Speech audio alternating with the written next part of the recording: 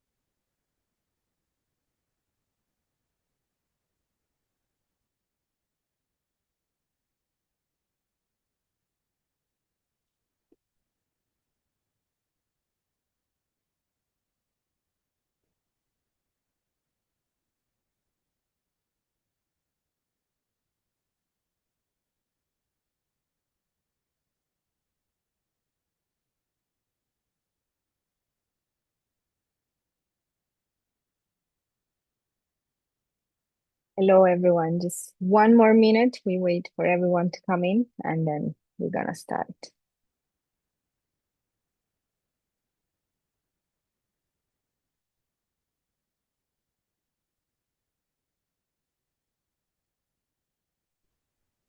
Hello to everyone. Hello.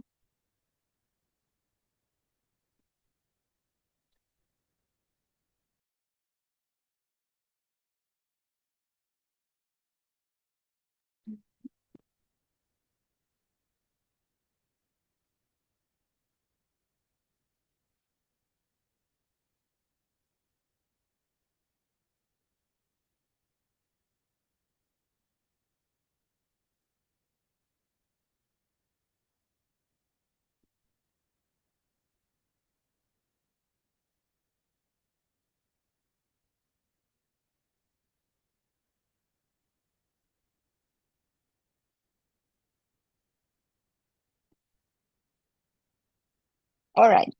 Good night, good afternoon, good morning, wherever you're tuning in from. Welcome to Co-op Snack Break. This is a webinar series bringing you the latest research in cooperative studies. I am Camilla Carabini. I'm your host today. I'm the Young and Emerging Scholar, yes, representative within the ICA Committee on Cooperative Research. This series is all about sharing new ideas and inspiring work from young and emerging scholars on cooperative studies from all over the world. And everything will be done in just 30 minutes, the time of a very quick snack break. So grab your coffee or your cup of tea and get ready. Today, I have the pleasure to introduce you to Giulia Tallarini, researcher at the prestigious European Research Institute for Cooperative and Social Economics, EURICSE. She will be sharing with us the preliminary results of a wide research project that involves many European countries on work integration, but she will tell you more and everything about that. Hi, Giulia. Welcome to Co-op Snack Break.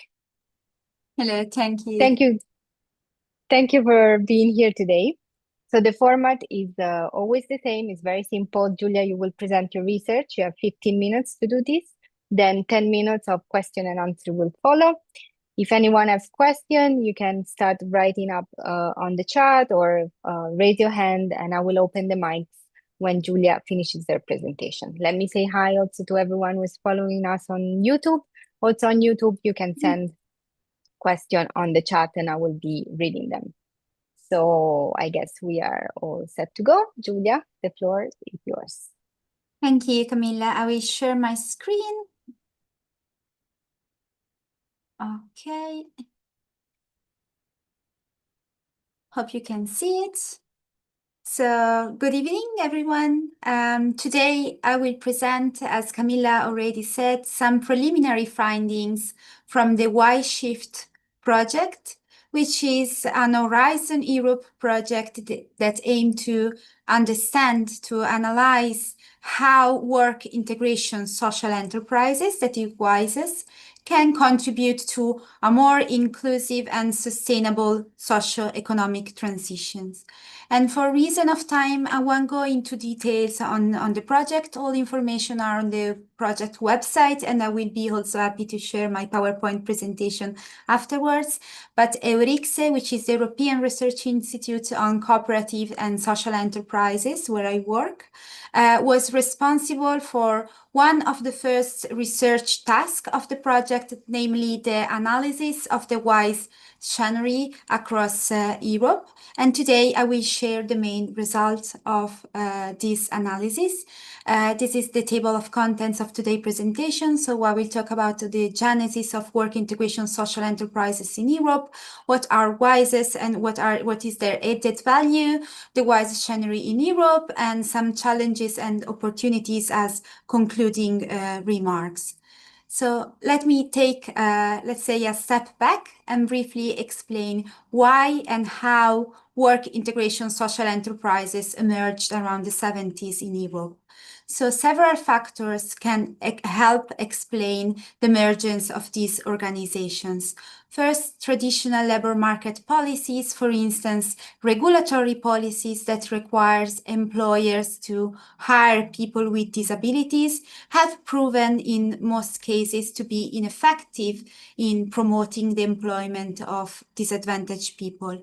But other factors can be regarded as drivers, such as demographic and social changes, as well as a cultural shift that increasingly emphasize the rights of people facing specific disadvantages. And together, these factors open up the way for the development of WISEs.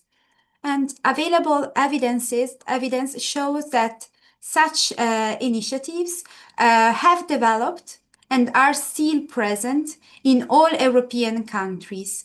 However, their path of emergence vary greatly across countries, and our research identified three main development trajectories. The first trajectory refers to countries where WISEs mainly arose from civil society mobilization and self-organization, often in the absence of public support policies and usually with a strong spirit of protest. In many cases, these enterprises were founded by social workers, activists, third sector organizations, sometimes also together with disadvantaged workers themselves and their families. And this model is typical of countries such as, for instance, Italy, where I came from, but also France and Greece. In other countries, such as in Belgium and the Netherlands, WISEs originated from the transformation of sheltered workshops. Sheltered workshops were organizations that were created in the late 19th century, early 20th century as a welfare and occupational response for people with disabilities. And then they experienced a significant growth after World War II due to the increase in disabled war veterans. However, from the 70s onwards, these structures were strongly criticized, especially by disability rights movements and associations, because they tended to segregate people with disabilities. And in sheltered workshops, people with disabilities did not receive a wage or only a symbolic wage for their work. And the transition rate from sheltered workshops to the open labor market was generally very, very low.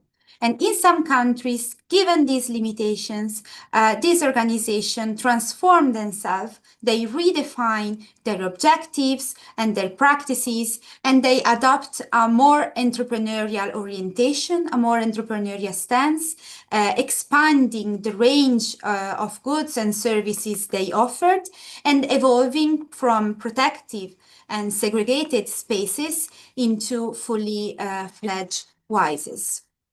And then a third trajectory sees WISEs emerging from the interaction between grassroots initiatives, as in the first trajectory, and top-down policy intervention. And this is, for instance, the case of Germany and Denmark. But what exactly are WISEs?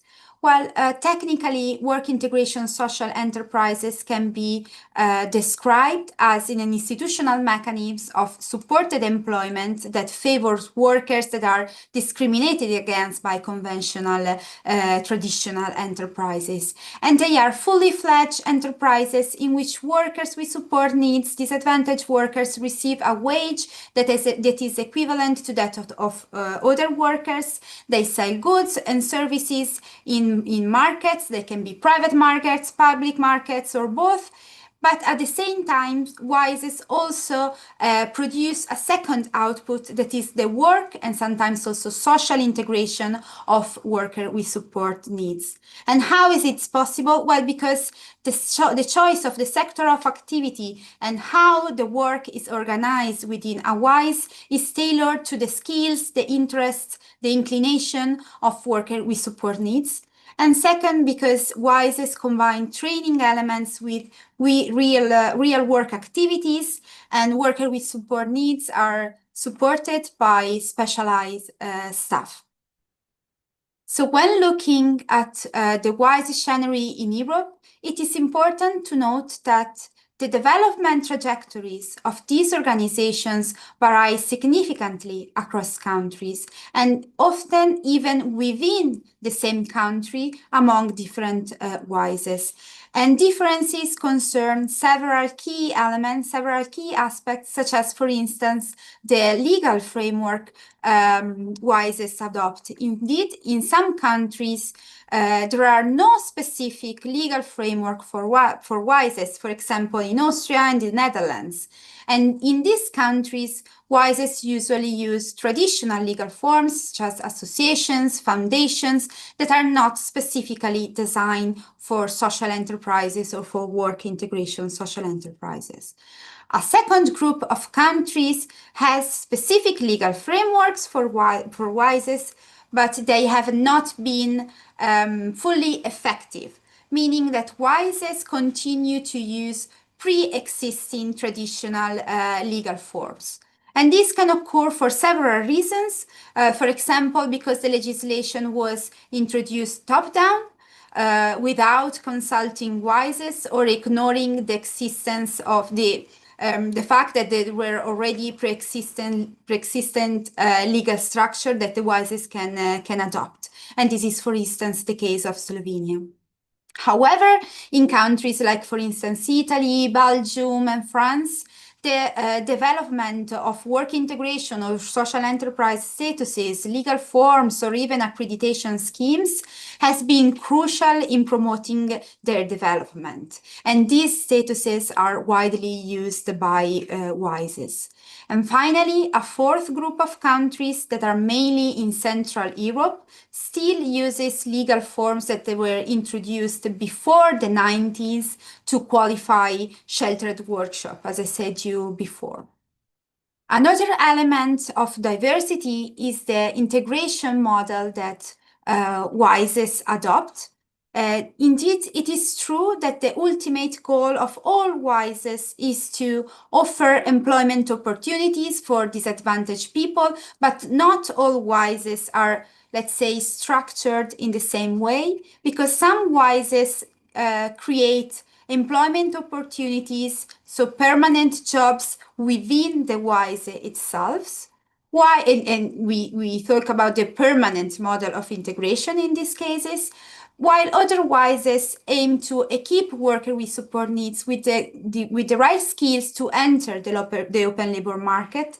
And here we talk about transitional model of integration. And then a mixed model that combine both approaches also exists. The choice of the model of integration that the WISE adopt depends on several factors, such as, for instance, the presence of policy incentives that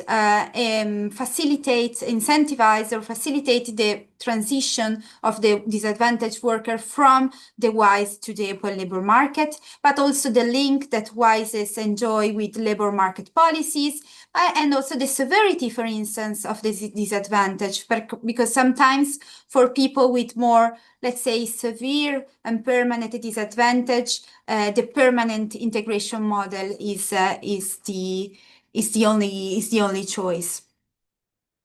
And then building also on previous project, and in particular, I'm referring here to the BWISE project and the contribution of Gianfranco Marocchi from Idee in Rete, we identified and fine-tuned 3 ideal typical model of WISEs based on their orientation. And each of these model has different characteristics and priorities. For instance, productive WISEs have a strong focus on job creation and are often relatively larger than the other 2. Social WISEs are much more rooted in local communities, and they combine employment with broader social inclusion objectives. And lastly, training WISEs that are primarily focused on skills development, and they offer workers with support needs practical experiences to facilitate their transitions and their access to the open labor market. And then another element is the sector of activity, but I think I will talk about this a little bit later in my last slide on the conclusion remarks. And lastly, many WISEs operates in sector with a high degree of environmental relevance, but their degree of environmental responsibility is not the same. Many WISEs historically operate, I'm sorry, I have to drink a little bit, I'm sorry, a little bit sick. No worries, drink your water. Yeah, thank you, need it. Camilla, thank you. So, as I said, many WISEs operate in sector with a high degree of environmental relevance, such as waste management, for instance. But these sectors were, in many cases, originally chosen more for, let's say, practical reasons, because, for instance, this sector were not very attractive for profit firms. Okay, I saw a rising hands, but I think it's not now. Okay, but while recently a new generation of environmentally innovative WISEs is emerging, and they do not only work in, let's say, green sector, but they also modify their production processes to reduce their environmental impact, and sustainability is part of their core mission. In conclusion, actually, they are preliminary results, so we are not concluding nothing, but at least we can identify some challenges and opportunities for this organization. Well, among the main opportunities, we can highlight the increasing recognition and increasingly visibility of WISEs, both at national level and at the European level. Moreover, more and more WISEs are expanding in sectors with high added value, such as, for instance, the digital and the green economy. And there is also a progressive expansion in the type of worker with support needs that WISEs involved, especially in more recently established WISEs, with the integrations, for instance, of refugees and NEET, so young people neither in education or in employment. But despite these opportunities, there are also significant challenges for WISES.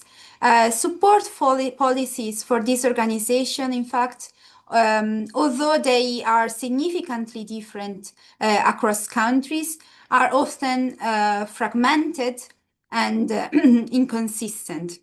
And in general, we can say that the social responsibility undertaken by WISES is still not fully recognized. And potentially useful tools such as reserve procurement procedures and social clauses are, in many contexts, still underutilized. Just to conclude, I would like to highlight two main trends that seem to be particularly interesting for WISES.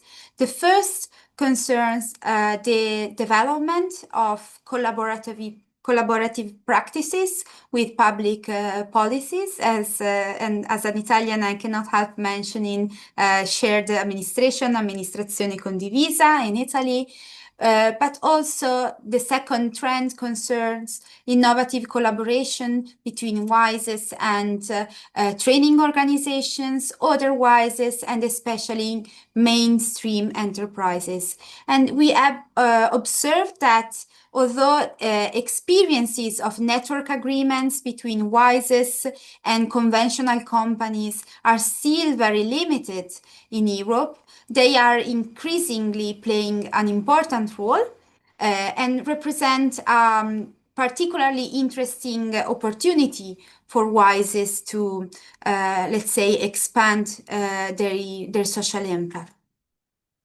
And that's it. I just wanted to say hello and thank you to Giulia Galera, who is here in the audience. She's a senior researcher at Eurixe and the scientific responsible of Y-Shift project. So, of course, she's more than welcome if she wants to add something. Thank you, Giulia, and thank you to the other Giulia Galera here with us Thank today. you. So now it's time for questions. Who wants to start to share ideas and impressions? Thank you very much. It was a very interesting presentation. I have a few questions, but I open the floor to, Yanis, please. Hi. Hello, hello. Thank you very much for this presentation. It's always nice seeing you, very beloved colleagues. I just want to ask you, because it was a beautiful overview. However, there are some concerns in the sector of WISES regarding their funding, because a lot of them, they have been supported by social welfare policies, and they also have a money stream normally as enterprises, but was a support. And then there is a trend in Europe of giving away, let's say, the socially meaningful measures to either rearm Europe or do other stuff with Europe. Sorry for being particular to Europe, but the presentation was mainly inside Europe and maybe European Union. So this is the one concern. And a second, maybe if you want to comment, is because you mentioned about the contribution of WISES hasn't been recognized a lot. Do you think this is maybe because of, or will you research it? I don't know. Will you go through it about how to understand the real impact? And are you planning to delve into that in your programming, this initiative of how to understand the actual contribution, how to raise, let's say, attention about the contribution of WISES? And again, thank you very much.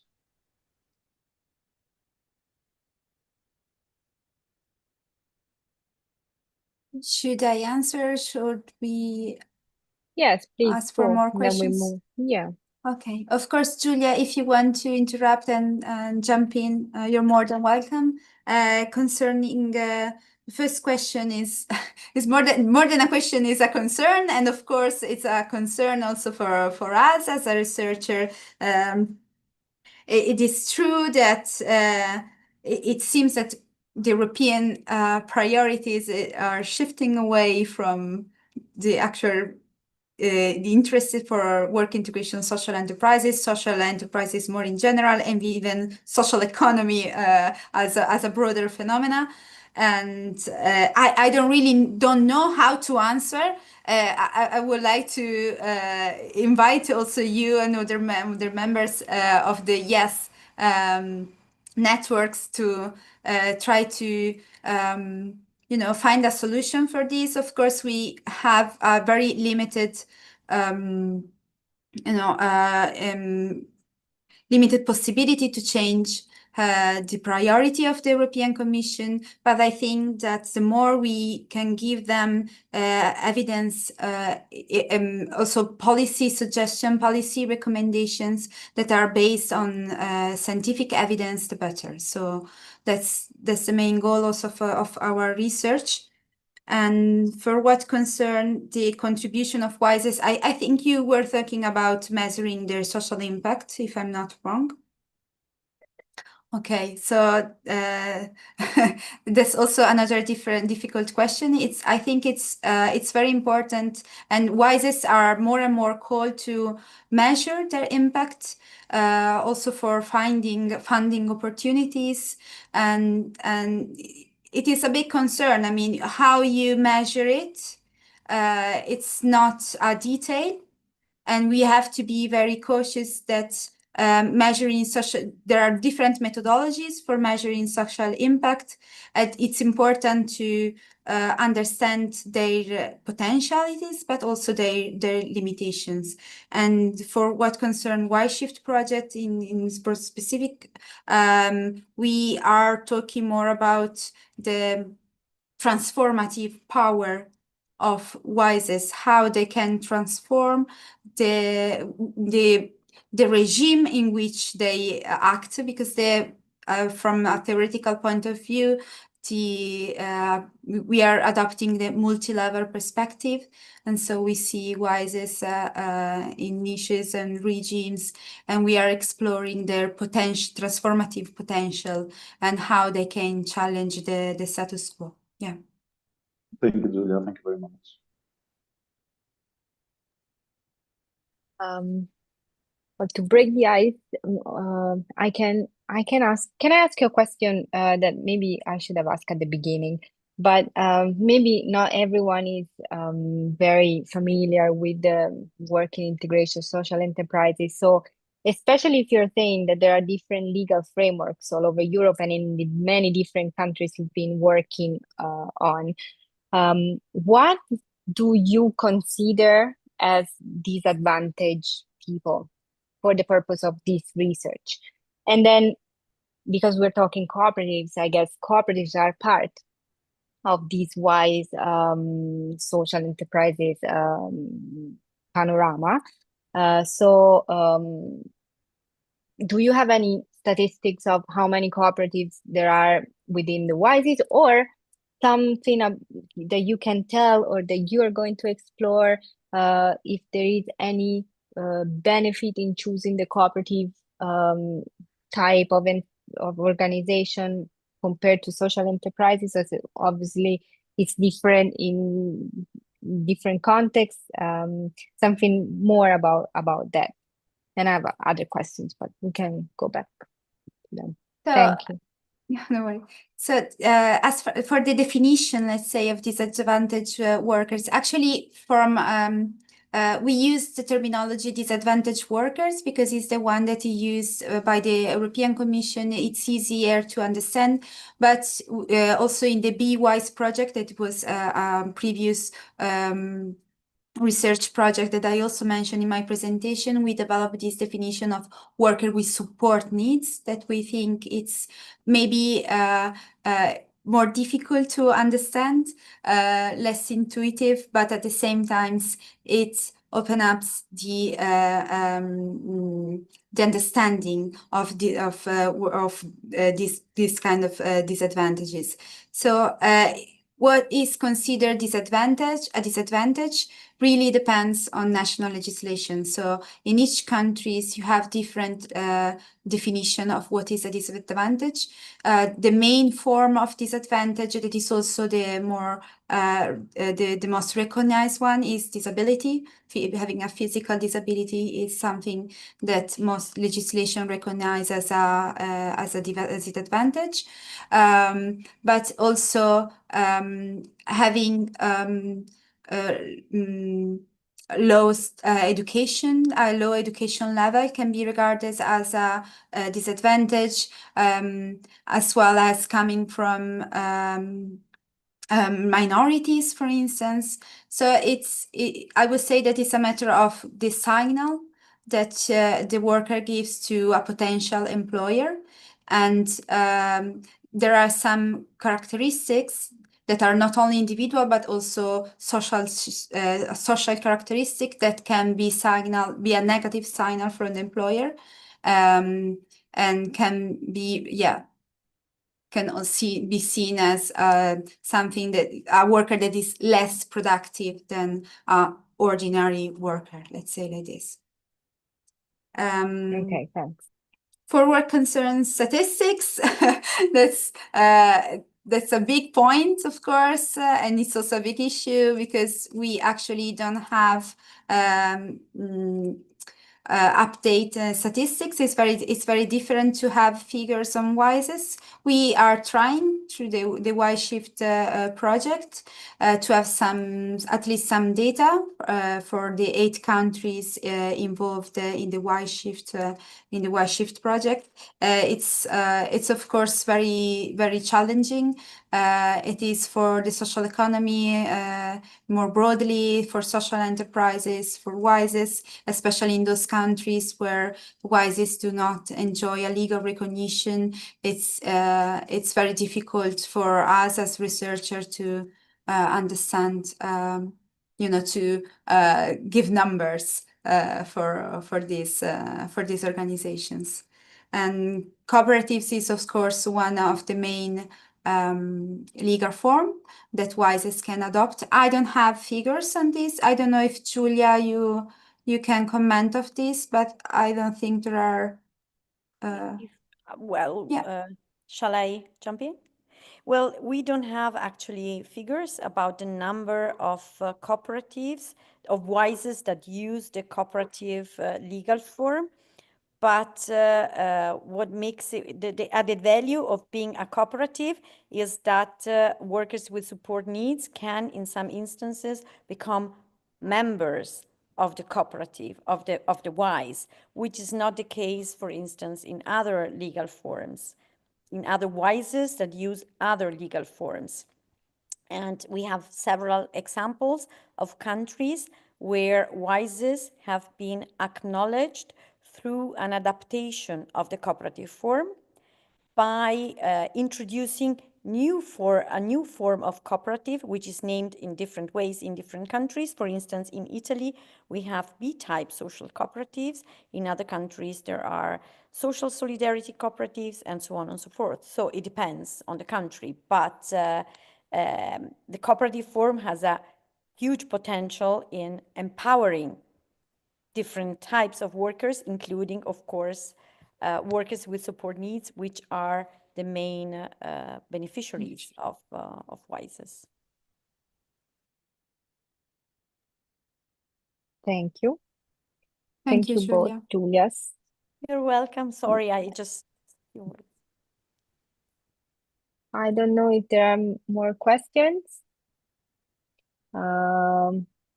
Well, just quickly one, because I'm very curious, because sometimes we as PhD students or even master students, I guess, maybe be different for postdoc, but we really experience the loneliness of doing research and field work, and we really work alone. It's always by ourselves, and it's difficult to find other people to share our knowledge with. What does it mean to work in a research institute and to be part of a research project that involves 8 countries and so many people? I mean, how is it how different it is to do research that way, which sounds much more cooperative to me many other research type of, yes.